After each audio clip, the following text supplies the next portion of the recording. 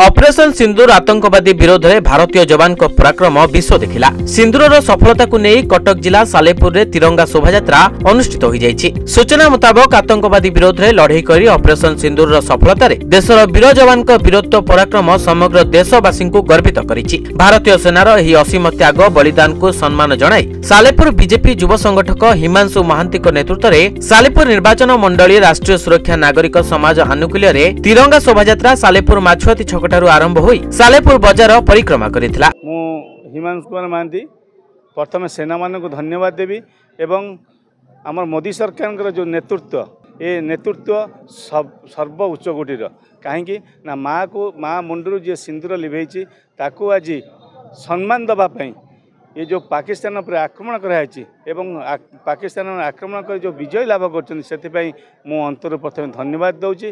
ता सहित भारतर समस्त लोक मैंने आज एकत्रित होती एवं ये जो खुशी बनाऊँ से तिरंगा शोभायात्रा कराई सालेपुर निर्वाचन मंडली नुह प्राय सबु जगह समस्त प्राय करुँच मोदी सरकार नेतृत्व अमित शाह नेतृत्व एवं राजनाथ सिंह नेतृत्व सर्व उच्च कोटीर बोली मु चिंता करुँची एवं धन्यवाद दूची जे एपरी चिंताधारा रखिले आमे सुरक्षित रहिबा ता सहित माँ मानकर सुरक्षित रहिबो। तेबे शोभायात्रा रे शताधिक युवक महिला एवं बुद्धिजीवी माने जोग देथिले।